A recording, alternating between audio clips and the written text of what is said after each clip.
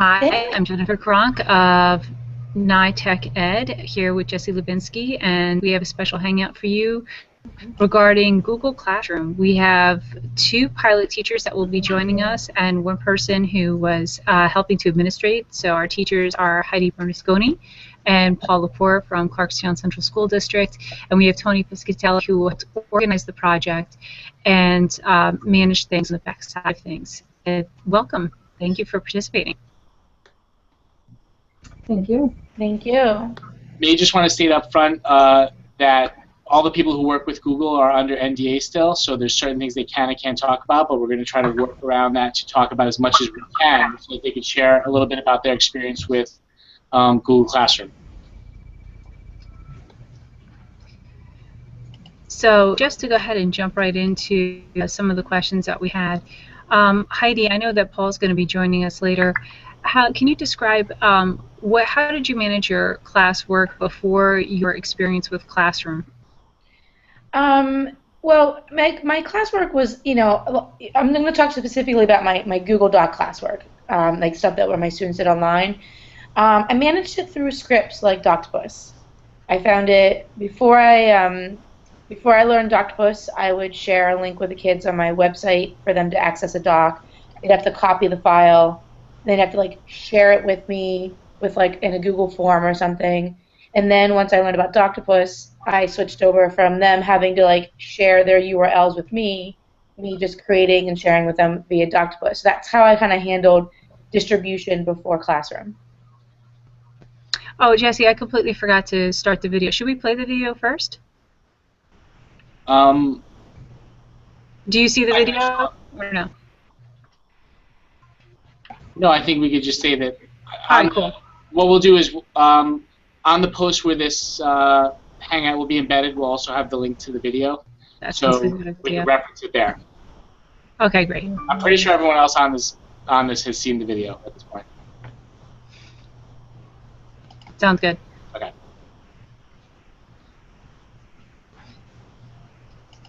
Okay, so you were using Doctopus and you were using scripts. What was the learning curve like for you on a scale of 1 to 10 when you started participating in the Google Classroom pilot? And before you answer that, can you also surmise kind of what it is for the people that don't know what it is? Okay, in short, Google Classroom is it's like a virtual classroom. I mean, that's probably the best way to describe it. It's where all of your Google resources and your classroom resources can be in one spot for students. It's not, it connects with Drive, so it's not it's hard for me to describe it without getting into too much detail. It doesn't take over your Drive. It connects with the student's Drive. It's just it's like an online website for your class, but it's not a website. It's a lot better than a Google site. Before Classroom, my learning curve was pretty quick. But that's because I'm pretty familiar with Google. Paul will say the same thing. We're both Google certified trainers. So to learn it with no instructional manual took us 5 minutes, maybe 10 minutes tops. Teachers that piloted it, I can only speak for the ones at my school, who aren't as Google savvy, were able to pick it up within 20 minutes, half hour playing around time. Tony, what was your take on the whole process, the learning process of how to use Google Classroom? I think it was really quick. Like Heidi said, she and Paul are both certified Google trainers, so they picked it up really quickly. When we added the additional teachers, we specifically chose teachers who were not as tech savvy, and they really did not have any problem adapting it and putting it into their curriculum. They were able to use it very well and easily.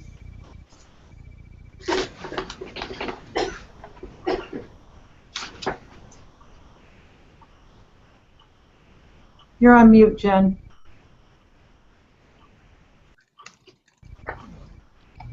Jess, you're supposed to save me when you see me talking like that. I was wondering what you were doing. Okay. I guess one of the things that I noticed popping up kind of in the Twitterverse right after the Google Classroom announcement was whether or not it would be a viable replacement for script. So you mentioned how you were using Doctopus before that. and some people were questioning whether it would have built-in functionality like to mimic Flubaroo, things like that. So I don't know how much you could speak to that, but I just wanted to get your take on that angle. I mean, there's definitely differences in the way that Doctopus runs and the way that Classroom runs. So it'd be up to the discretion of the user to see which features they like better. Personally, for me, I won't be using Doctopus anymore. It's going to replace the way that I share files with students. And that's even like before Classroom and before Doctopus. You know, the majority of teachers that I train on Google Apps, they are only, you know, some of them don't even have a website. So their biggest problem is, how do I share a Google Doc with students? That's literally the biggest problem for teachers. They know how to make a doc, they know how to edit it, they know how to share it with other collaborators, but when you have 100 students that you want to get this doc out to, how do they get it to their students? That's the #1 question that I get. If you don't have a website, and you don't have a way to get a URL out to students, it makes it really difficult. And then you have to explain to them that even if you just put the URL on a website, it's still, with view only, they still have to make a copy, and then they have to share that copy with you, and then they have to somehow get that URL to you, and so there's still like a lot more steps, and you know, that a teacher and student have to do for the teacher to re-access those files, and sometimes that's overwhelming for teachers that are not Google savvy, and so this eliminates all of that stress in the sharing of docs with students and the getting back of docs from students. It literally is 1 step versus 10. Hey, Paul. Hey, all. Hey, Paul. Thanks for joining us. Can you tell us a little bit about how Google Classroom changed the way you used Google Apps in your classes? Because you're a very proficient Google user beforehand. Is that question directed to me? Yes. Okay. Hi, all. For those of you who don't know me, my name is Paul Lepore. I teach at Felix Festa Middle School in the Clarkstown Central School District. And I've been using Google Apps in my classroom for the past, like, 4 years.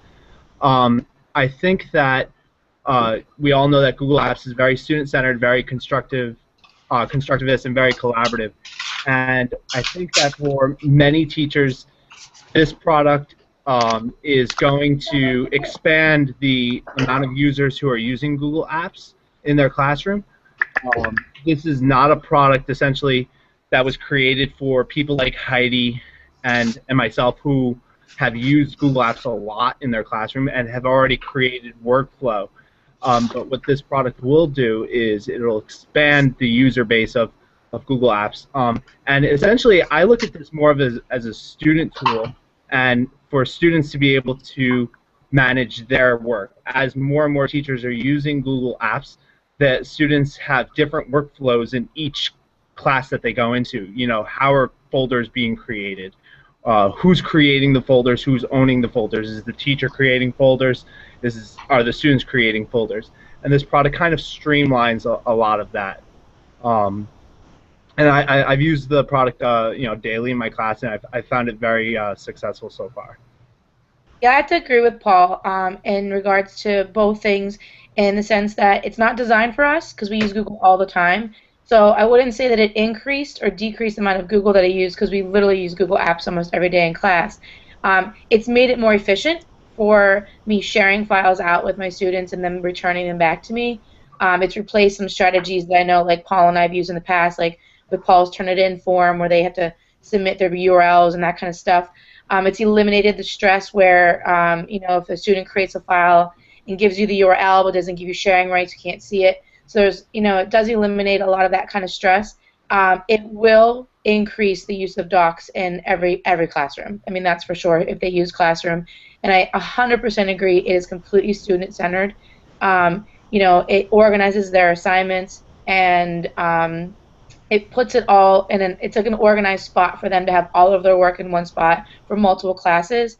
And it's a good point that Paul brought up, because every teacher is different, whether they want to create the file in Doctopus and the teacher be the owner, or the student create the file and then turn it into you and the student be the owner. So a student might go through 8 periods and have 8 different strategies of how docs are shared and created, and this does streamline it. I do agree with Paul. I think, in Google's words, what this does is it eliminates a lot of the duct tape that teachers have been using, creating forms for students to be able to turn in work, or using scripts like Doctopus and G-Class folders, and a lot of the scripts that teachers have been using. This gets rid of the need for all of that. Quick question: you both referenced how it really was designed for kind of that user who isn't really a power user in Google Apps. So I guess as Google certified trainers, both power users within Google Apps, did it satisfy your need to do some things that might be a little higher end? Like, did you find that it was powerful enough to handle some things that weren't necessarily just basic sharing out documents with students, or? Yeah, I mean, for me, it increased discussion in my classroom because it also allowed for class discussion. Personally, the biggest thing that it saved me is student feedback. I'm able to give individualized student feedback as I grade it, and you can do that when you're hand grading something. You can write feedback on the side, and if you're on a Google Doc, and you can put comments on the side. But it really the way that you can give feedback in classroom, it doesn't have to necessarily go into their product and into their assignment. It's often its own little section, so it's easier for the students to see. It's easier for me to see the responses because I don't have to sign back onto the doc to see the responses. It really made student feedback so much more efficient that a lot of my projects could be done outside class, and then inside class could be used for other things. Like when they have an assignment that they hand in, it took 0 minutes out of my class time to hand an assignment in because they do it at night on their own on Classroom. So it gave me back some minutes when I had them in the classroom. To further answer the question, to address one of the questions that was on the chat by David, yeah, students have a code similar to the way, if you're familiar with Edmodo works, where they type in a code and they can enter a class. But teachers who have created contacts lists or groups can also invite students into the classroom that way as well. The product is still in beta, and it's still being built in that sense, and new features will be coming out. So I don't want to speak to what it can do or can't do. What I will say is I will be using this product, and I'm a heavy user of Google Apps, Google Certified Trainer. I'll be using this product in September. With the discussion board and certain features, some functionality, to be honest, is not there yet. But I know that Google's working on these features, and that they will be released by its full release date. So I think that even heavy users of Google Apps will find this classroom and this product replacing their websites even in some instances. Yeah, I'm not going to be using my website next year.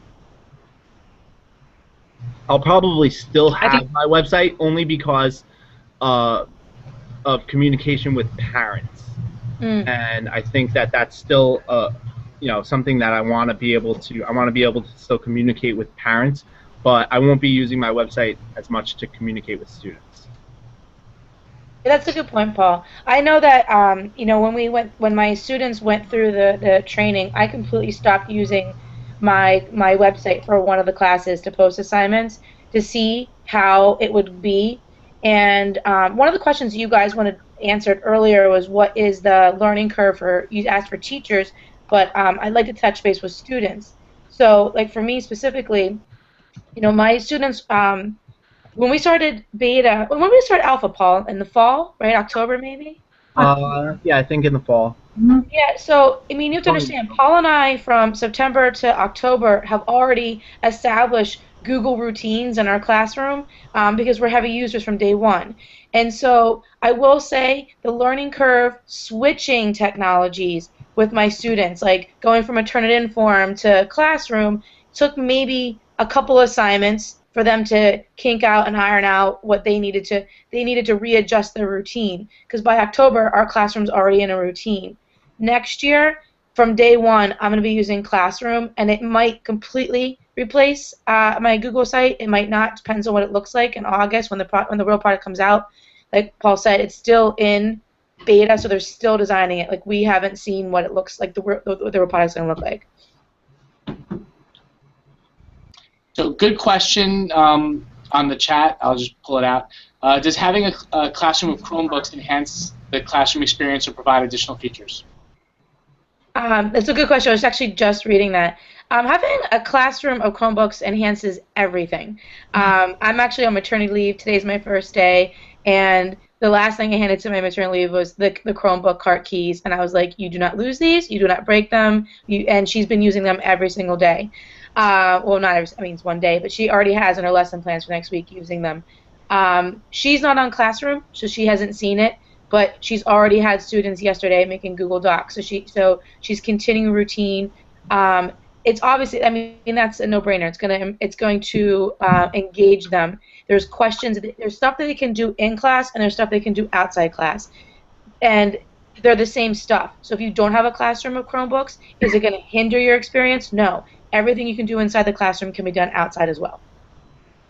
Yeah, I would agree with Heidi that Chromebooks are important to have in the class, but I would add that you don't need Chromebooks to use this product. You only need the Chrome browser. So this product would also work on laptops and smartphones with the Chrome, anything with Chrome browser. It's device agnostic. The product is device agnostic, but it does need Google Chrome to run. It won't run on Internet Explorer. I noticed, Eric. We have two questions that I wanted to also address. Let me just go ahead and go for. Eric wanted to ask, and I think this is a great one for Tony first, and then feel free to chime in after. Does each have to create their own classrooms, or can it be created from an import file like spreadsheets for teachers? So, Tony, can you chime in on that? Sure, absolutely. So currently the product, the teachers create their own classroom, and it's a very intuitive, simple process.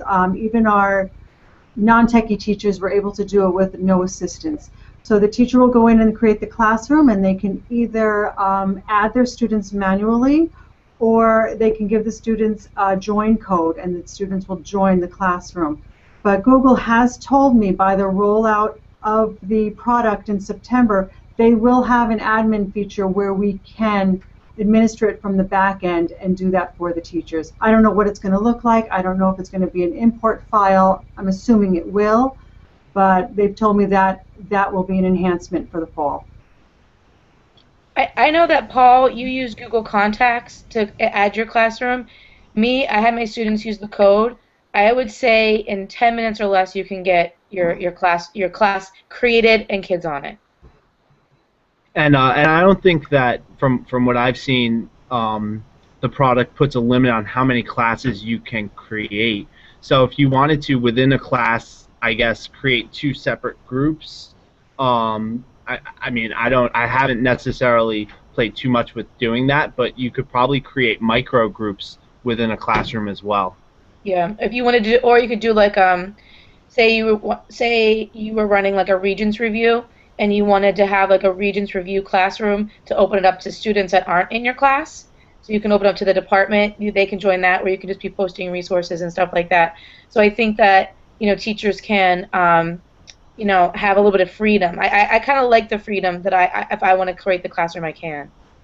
Yeah, there's a lot of flexibility, and I know in the past with products we've used in the past, it has taken us from the back end a good 2 to 3 weeks to upload all of our data from our student information system into the product.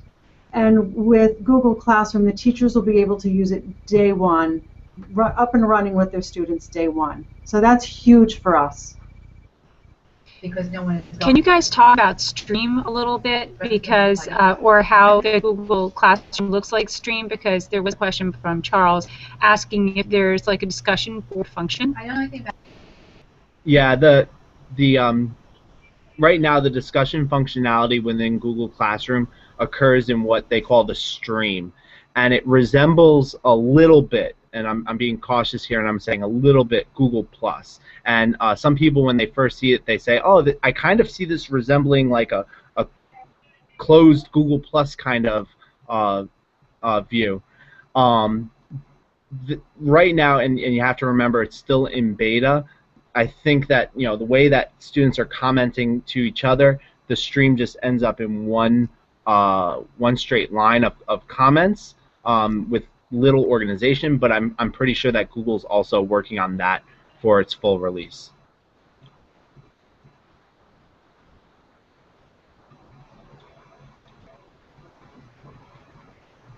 Thank you very much for that. I also, So, just to compare, one more comment on that, just to compare the discussion board and stream to what I did beforehand. I had to go Google Groups, and I embedded the group into my Google site for a discussion board kind of feel.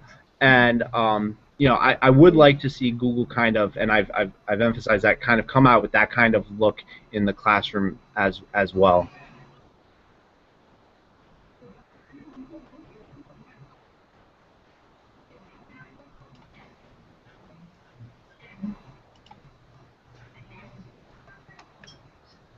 what do you think? I'm getting the feeling that if we were to ask you what your favorite features of Classroom was, it would probably be that it really streamlines the ease of sharing. Would you agree? Yeah, it actually made grading for me faster. As strange as that sounds, because whether you hand an assignment on a Turnitin form or whether you handed it on Google Classroom, it's still going to take 10 to 15 minutes to read an assignment. But I think because the way that in the past, like using Doctopus or like a Google form when they fill it in, they give us like a submit their URL. I would try to sit down and grade them all at once. I feel like the workflow of how students can hand it in when they're done, not necessarily on the due date, it kind of gives you a little freedom to get graded. Like I don't know, for me, I felt like I never felt overwhelmed grading. I felt that everything was in one spot for the kid. I didn't have to go to different spots for different things. It was easy to give feedback. The kid got the feedback, and maybe by the next day fixed it before I even had to see them face to face. So I don't know. I feel like it made things very, very efficient, sharing and grading, and giving their grades. Yeah, I would agree with Heidi, especially on that last point, giving their grades and communicating with students. I think that Classroom allows a lot of flexibility. I always when commenting on a doc, I always use the same comments over and over again, and I found that being able to give feedback to students, I was able to easily kind of copy and paste the same generic comments into the feedback loop, so that this way a lot of grading was streamlined. That was like a big aha moment for me when piloting this. When I was grading everything, it was like that was my biggest aha moment. I think like I won't be using a Google Turnitin form again. And I'm hoping that they'll build in some more rubric functionality, like rubrics and things like that. And I know that I've expressed that to Google. I see that like in terms of the grades, I noticed that someone said, "Is there a grade book built in?" Like Charles, you asked that in the chat. Personally, I wouldn't want one because not all my assignments are Google based. We have to use our school we have another grade book that we have to use. So I never even played with it. Like they got their assignment grades for the Google assignments on Classroom, and then I put them into my personal grade book that students also have access to, but that's a different product. Because not everything I do, I have labs of other things. I'm not 100% on Google, in terms of my classroom. So that it wouldn't account for those other assignments. And not all assignments are graded, and Yeah. Google Classroom does give you the ability to say this is a non-graded assignment, this is a graded assignment. It gives you that flexibility. So, I mean, in my classroom, not all my assignments are graded. Some are for learning and or more formative than summative. Yeah. And something else it does that I really thought was more efficient is, when they hand it in and you set the due date, like I had an assignment due at midnight. And so when I'm not up at midnight, and when I went into school the next day or got on the product, the product already told me who handed it in, who didn't, and who handed in late, who handed in after midnight. And so, and how many, literally how many hours late it was, so it tells you everything is documented electronically, so the kid can't say, well, I couldn't submit it, I couldn't do this, whatever. It's all online, and it sorts it for you. So all I had to do the next day in regarding to like these bigger assignments that were handed in was have the conversations with the kids that didn't hand it in. I didn't have to say like, okay guys, got your projects, so I'll submit them, you know, hand up your projects, but make sure your name's on it. That classroom time was taken away, and it was like, student 1, student 2, student 3, I need to talk to you after class. And then after class, I was like, why didn't you submit your work? I would have never known that before class started that they didn't do their assignment.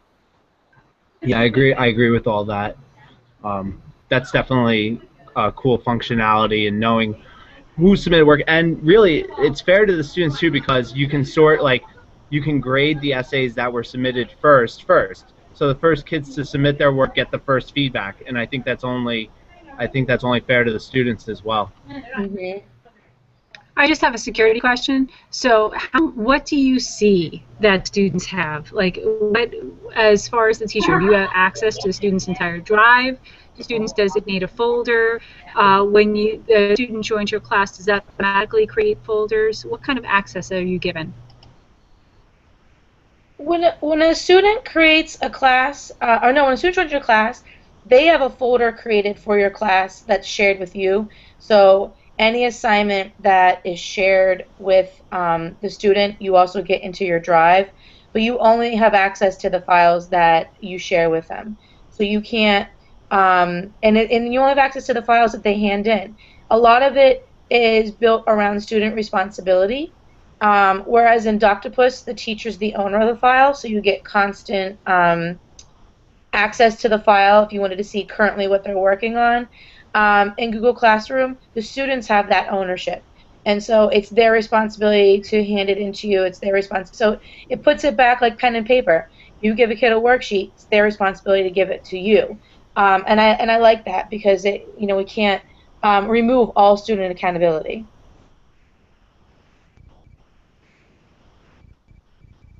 This is an old one. Tony, on the admin side of it, how does all this look?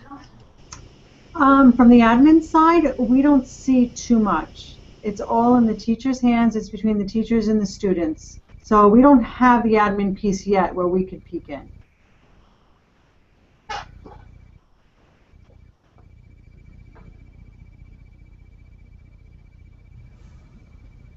That's great. Thank you so much.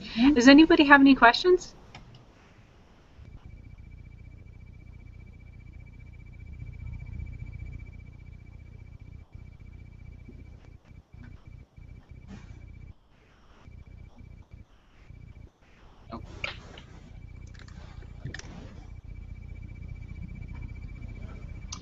Do you guys have anything to add that we didn't get to cover? Heidi or Paul, anything that you wanted to bring up that just wasn't asked yet? Something I touched on before Paul got here, and I want him to talk about this too. Paul and I are Google savvy. We mentioned that a couple times. Our classroom routine regarding Google Apps and just any technology we use in class is set the very first day of school. And by October, we literally had routines that our kids had to break to transition in the classroom.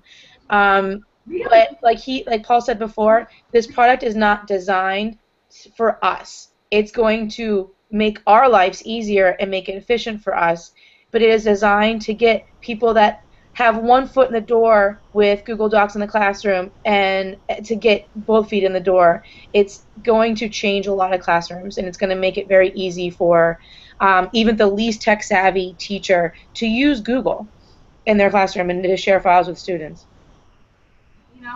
Yeah, and I would add that there is still a need for Google 101. With teachers. Teachers still need to know how to create a file or a document. Teachers still need to know the basics behind sharing a document. But I think that what this product will do is it'll create a platform for teachers and students to be able to bring their classroom outside of their physical classroom. It'll provide an opportunity for students to continue in-class conversations at home, to bring up new questions for the physical classroom, and it'll really kind of expand the classroom walls into the student's home. I like the functionality that you can share videos in the classroom. So this will be great for teachers who like to flip their class. They'll be able to flip their class. I think that this will be great for students who are a little bit more reluctant in class to raise their hand and ask a question, or more reluctant to participate in a verbal class discussion. Some of my students who are a little bit quieter in class get really loud online, and I think that this provides that kind of platform for them as well. So I think that this will be great to see, and it's really an organizational tool for students. Students will be like there's a calendar feature that Google's been talking about putting in. It's not in the current beta, but they're talking about building a calendar feature into Classroom so that a student will be able to see when all of their work is due, their most pressing due dates, etc. So I think that this will be a transformational tool, a game changer in many classrooms. I'd like to add one more thing too. When Paul touched about the flipped classroom, I've been flipping my classroom this year, and the Google Classroom made it that much more easier to get resources out. In addition to that, I had a student that was on medical leave for a very long time, and with a flipped classroom, it'd be hard for her. Like, I don't have notes, like in class we do other things than the notes. I do the notes at home. So having this spot to share all the assignments out allowed her to kind of keep up with the classwork. And now that I'm out on maternity leave, and they have a final that the sub didn't teach the curriculum, the classroom is going to continue to allow me to connect with my students for their final review from home. So, students that are out of the classroom can still stay learning, and teachers that are out of the classroom can still stay teaching. And I just want to add to that as well, just from the district point of view, this tool is so great when you're thinking about your emergency planning, your pandemic planning, even your snow days. If you go over your snow days, just holding online classes, maybe we'll be able to implement some of these things. It's just the perfect tool for holding online classes.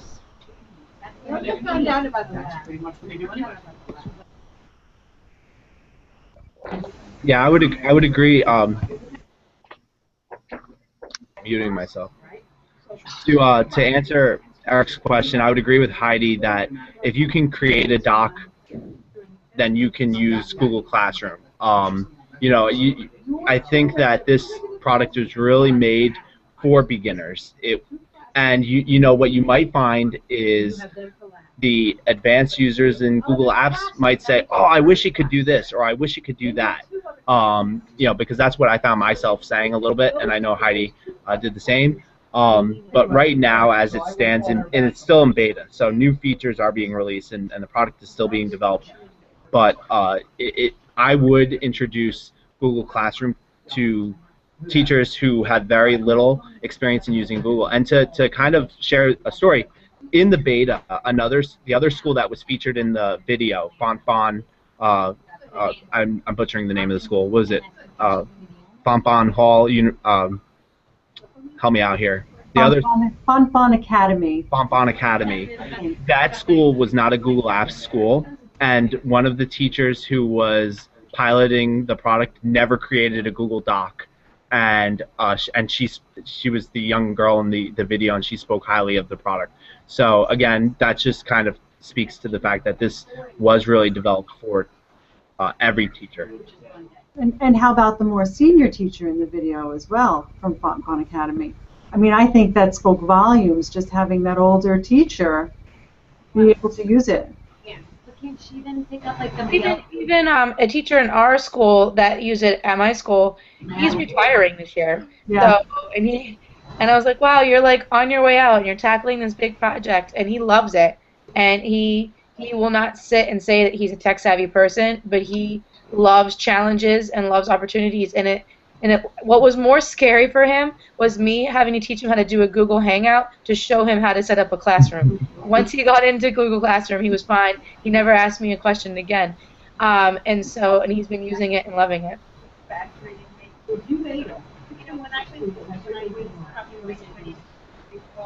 So Darlene just asked, how do you gain access? Do you guys want to speak on that a little bit before we wrap up? Yeah, I can speak to that. So Google sent out an invite, and Jennifer, I believe it's on the video where the teachers can click on a link to gain access.